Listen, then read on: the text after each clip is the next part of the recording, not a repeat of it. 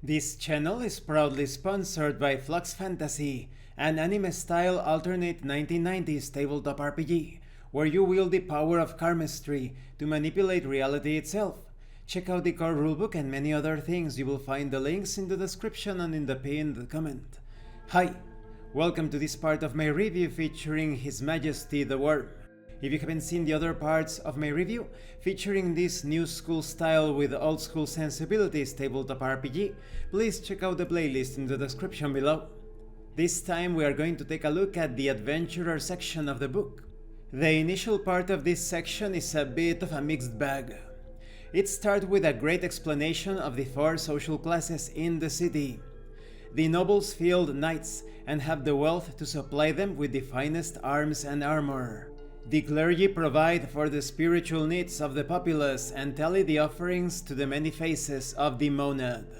The tradesmen power the economy of the city. The peasants are indentured servants who work for the right to live on the lands of the nobility. Adventurers who delve into the underworld for treasures and glory break this system. Despite the half-century since the underworld's appearance, the city still isn't used to this uncomfortably new fifth class, since they can sometimes become even richer than the nobility because of the fabulous treasures and riches that they find in the underworld. When it comes to the player's manifesto subsection, this is pretty bad. All of the criticisms that I have mentioned in the worst part of the book video that you can find in the playlist below in the description, everything applies to this subsection, all of the bad parts. But there are still some salvageable bits, like for example how to run away, cut your losses if you think you're not able or prepared to face a certain situation within your adventures, and how to solve problems orthogonally. Don't expect to use your talents and motifs to solve a problem. The abilities and items you have listed are just tools. You have to think of creative ways on how to solve those situations. But apart from that, everything else is terrible, and it's basically a repeat of the worst section of the book, of what I criticized of that section. After that you have the Session 0 subsection. This one is pretty decent. It's all about collaborative game creation, that is, preparing things beforehand, getting together as a group, and deciding what sort of campaign you are going to be playing. Creating your adventurers together, creating the guild together, and similar things.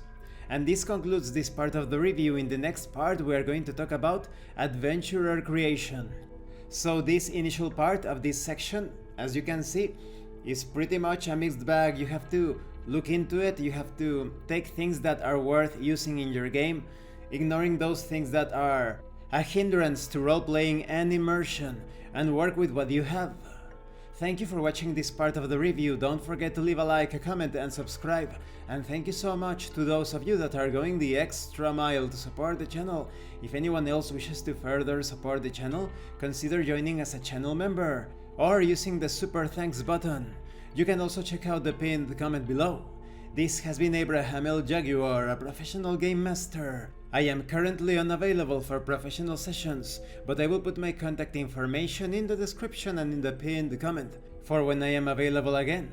And remember, in tabletop RPGs, you are not having a conversation about your characters. You are experiencing the game world as your characters. Once again, thank you and see you later.